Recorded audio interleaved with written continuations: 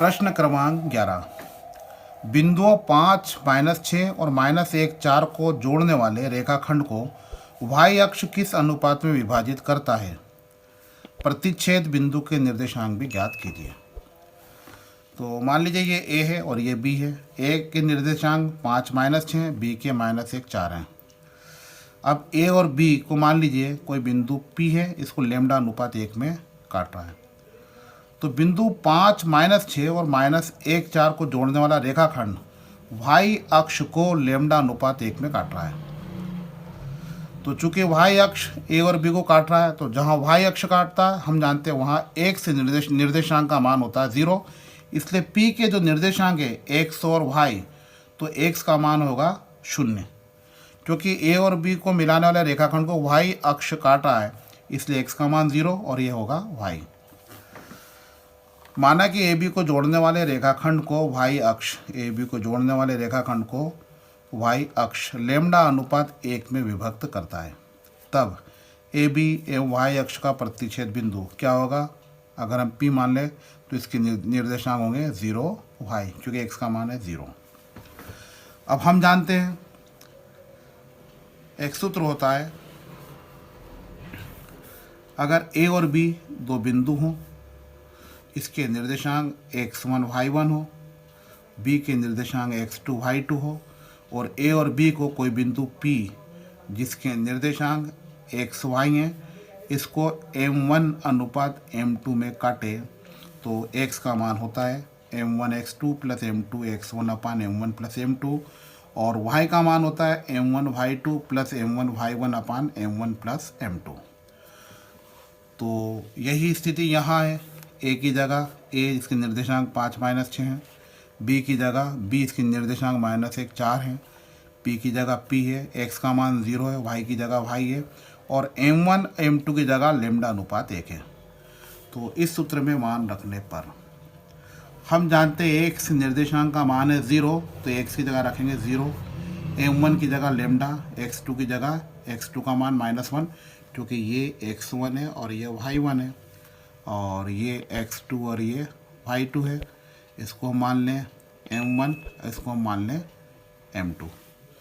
तो m1 का मान लेमडा, x2 का मान -1 प्लस m2 का मान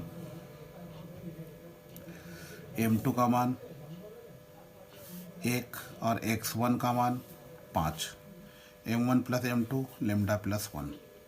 तो बन जाएगा माइनस के लेमडा, 5 एकम 5, और लेमडा प्लस 1 का 0 में गुना करेंगे तो 0 आ जाएगा।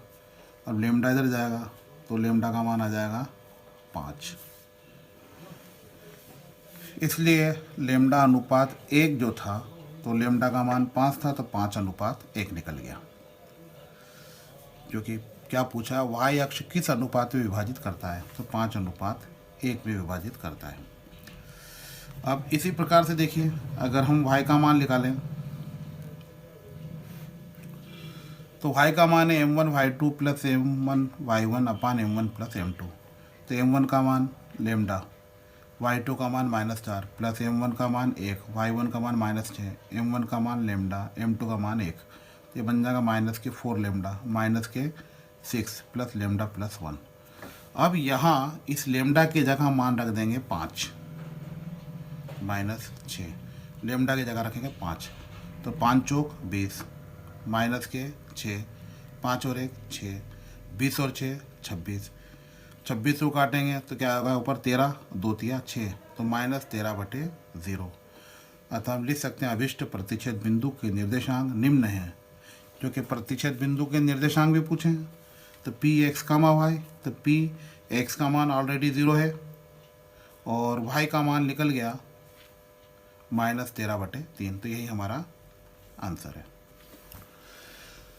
प्रश्न क्रमांक 11 का अथवा दे रखा है, यदि बिंदु a 6, 1, b 8, 2, c 9, 4 और d p3 एक समांतर चतुर्भुज के शीर्ष इसी क्रम में हो तो p का मान ज्ञात कीजिए। तो देखिए, सबसे पहले तो हम एक समांतर चतुर्भुज बनाएंगे ए बी सी डी। ए के निर्देशांक दे रखे 6, 1, बी के दे रखे 8, 2, सी के 9, 4 और डी के दे रखे p3। तो हम जानते हैं कि समांतर चतुर्भुज के जो विकर्ण होते हैं, परस्पर समद्विभाजित करते हैं। अर्थात हम लिख सकते हैं AC के मध्य बिंदु का निर्देशांक बराबर होता है BD के मध्य बिंदु के निर्देशांक के। और AC के मध्य बिंदु का निर्देशांक का मतलब क्या? AC के x निर्देशांकों का आधा कामा y निर्देशांकों का आधा किसके बराबर होगा? BD के x निर्देशांकों का आधा कामा BD के y निर्देशांकों का आधा। क्योंकि मध्य बिंदु के निर्देशांक का सूत्र होता है x निर्देशांकों का आधा y निर्देशांकों का आधा। तो AC हम ज्ञात कर रहे हैं AC के मध्य बिंदु के निर्देशांक। तो इसको हम x1, इसको y1 और इसको हम x2 और इसको अगर y2 मान लें तो x1 का मान कितना होगा? 6, x2 का मान 9 पूरे बटे 2, y1 का मान कितना है? 1, y2 का मान कितना है? 4 पूरे बटे 2। अब इधर बात करें हम BD की, तो BD में भी इसको हम x1 y1 और अगर हम इसको x2 y2 मान लें तो बन जाएगा x1 मतलब 8 प्लस x2 मतलब p पूरे बटे 2, y1 प्लस y2 2 धन 3 पूरे बटे 2। तो 9 और 6 15 बटे 2, 4 और 1 5 बटे 2। इधर बन जाएगा 8 धन p बटे 2, 2 और 3 5 बटे 2। अब तुलना कर रहे हैं हम, तो देखिए 8 धन p बटा 2 ये बराबर हो जाएगा 15 बटे 2 के। तो 2 से 2 कैंसिल, तो 8 धन p बराबर 15, तो p का मान 15 माइनस 8, तो 15 में से 8 जाएंगे तो 7। यही हमारा आंसर है।